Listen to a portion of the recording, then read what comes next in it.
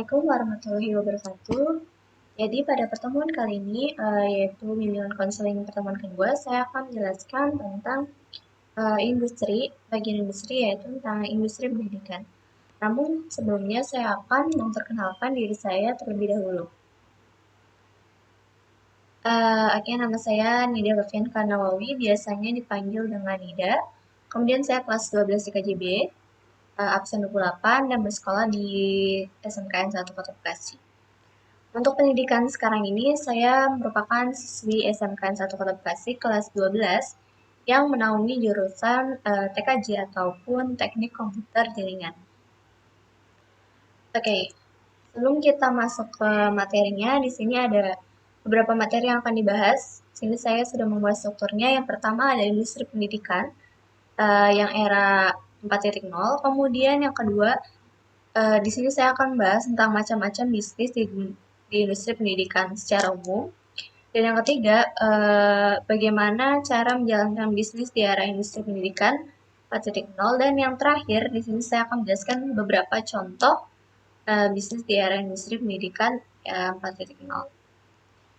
Oke, kemudian kita akan mulai pembahasan materinya. Industri pendidikan.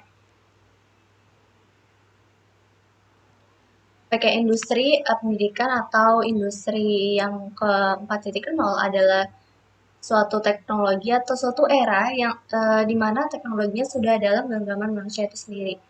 Sehingga semua serba dipermudah dalam industri era ini.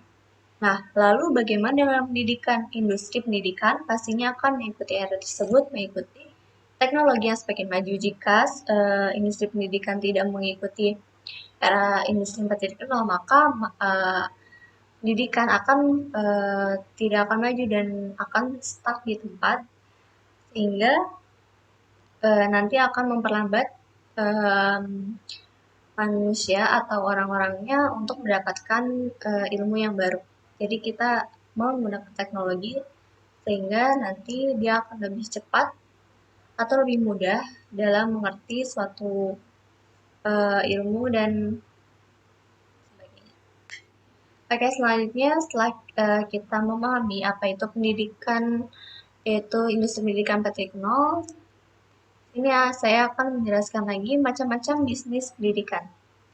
Di sini saya terdapat 4 macam-macam bisnis pendidikan. Yang pertama ada sekolah, kemudian bimbel, kursus, dan juga homeschooling. Saya akan menjelaskan tentang sekolah terlebih dahulu.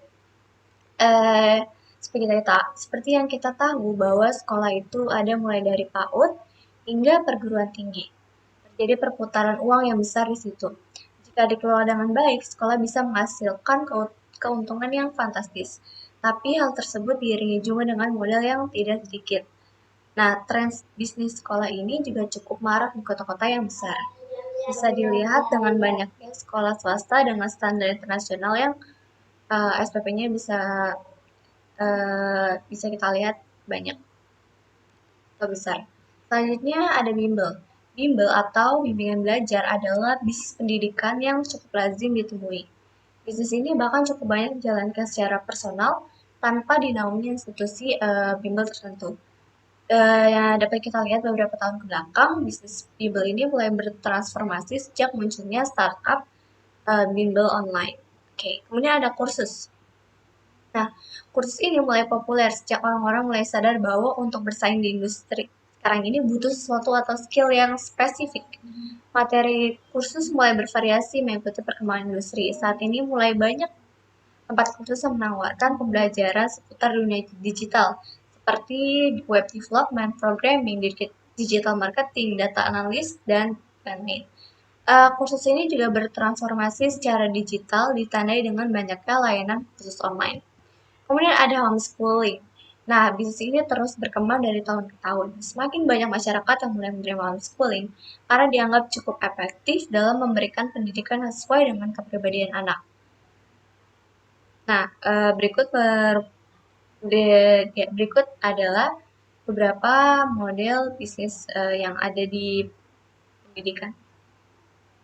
Apalagi kalau misalnya sejak corona ini, maka mulai banyak orang-orang yang melakukan bimbel online, dan juga ada yang homeschooling. Oke, selanjutnya di sini saya memberikan beberapa strategi untuk menjalankan bisnis di era industri pendidikan 4.0. Di sini saya menjelaskan 4 macam caranya. Yang pertama adalah optimisasi marketing secara digital. Seperti yang kita tahu, saat ini pelaku bisnis harus mulai melek dengan pemasaran online supaya bisnis lebih menarik dan juga banyak konsumen yang cepat berkembang. Perlu dilakukan strategi pemasaran online yang tepat. Hal pertama yang wajib dimiliki adalah website dan juga sosial media pastinya. Kedua hal ini harus diisi dengan konten-konten yang berkualitas, berupa visual dan juga copywriting yang menarik. Konten tersebut kemudian harus disebarkan penyebaran melalui website, bisa dioptimasi dengan strategi SEO dan pemasangan ads atau iklan di Google. Promosi di sosmed bisa dimaksimalkan dengan menggunakan hashtag, endorse, dan juga yang tadi kita bahas yaitu iklan atau advertisement. Yang kedua, memenuhi kebutuhan pasar. Nah, selain itu juga pelaku bisnis ini harus bisa membaca apa yang dibutuhkan oleh pasar. Sebisa mungkin pelaku bisnis ini harus bisa memenuhi kebutuhan tersebut. Pada bisnis di bidang pendidikan, kebutuhan umumnya yaitu adalah konten pembelajaran, metode pengajaran, waktu pembelajaran, harga, jaminan, kerja setelah lulus atau jaminan sampai bisa, dan lain-lain. Nah, seluruh hal ini berkaitan erat dengan perencanaan bisnis di awal. Analisa pasar harus jelas, siapa yang disasar, apa kebutuhannya, dan bagaimana cara memenuhi kebutuhan tersebut. Nah, jika bisnisnya sudah berjalan lancar, sebagai pelaku bisnis harus bisa fleksibel melakukan sejumlah perubahan yang dibutuhkan supaya bisnisnya itu tidak relevan atau tetap relevan, tidak monoton. Selanjutnya ada membuka layanan pembelajaran online, apalagi di dunia apalagi masa sekarang ini yang sedang baru saja terdampak COVID dan masih ada sekarang. Nah, pemanfaatan dunia digital sebagai media pembelajaran harus bisa dioptimalkan. Saat ini sudah banyak lembaga pendidikan yang bertransformasi dengan menghadirkan layanan online. Layanan online sangat relevan dengan kebutuhan saat ini. Layanan online juga bisa menjangkau pasar yang lebih luas dan bisa menjadi alternatif pembelajaran yang fleksibel. Ada sejumlah penyesuaian jika membuka layanan online. Konten pembelajaran bisa digitalisasi menjadi modul-modul PDF dengan visual menarik maupun format video dengan penjelasan dan tutorial yang lengkap. Platform untuk setiap pembelajaran online juga harus di-setup sedemikian rupa supaya mudah dan nyaman diakses. Dan yang keempat, di sini menerapkan pembelajaran efektif pastinya. Selain tiga ke atas, tiga yang sudah saya sebutkan, metode pembelajaran menjadi salah satu indikator kualitas pendidikan.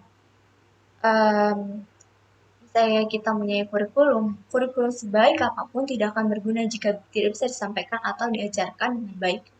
Metode pembelajaran harus bisa menyampaikan materi pendidikan secara efektif. Jika materi bisa dicerna dengan baik oleh peserta didik, maka outputnya juga akan baik. Lembaga pendidikan yang bisa menarik lebih banyak peminat jika track recordnya positif dengan output sumber daya manusia yang sukses. Anda bisa mengadopsi salah satu metode pembelajaran yang sudah terbukti berhasil di luar sana yang bisa kita cari di internet. Dan kita juga bisa mengembangkan metode sendiri dengan standar tentu yang sudah kita tetapkan. Jika kalian sedang mencari metode pembelajaran yang efektif. Nah, supaya metode pembelajarannya bisa efektif, butuh tenaga pengajar yang kompeten dan memiliki kemampuan komunikasi yang baik. Tenaga pengajar juga harus bisa melakukan mentoring pada peserta didik. Maka dari itu, proses requirement tenaga pengajar harus lebih diperhatikan. Dan berikut merupakan beberapa bisnis di era industri 4.0. Berikut adalah bimbel-bimbel online yang pada umumnya kita sudah ketahui ada bimbel ruang guru, Kelasku, Kuiper, dan juga Zenius. Nah, Sekian presentasi dari saya. Terima kasih atas waktunya. Wassalamualaikum warahmatullahi wabarakatuh.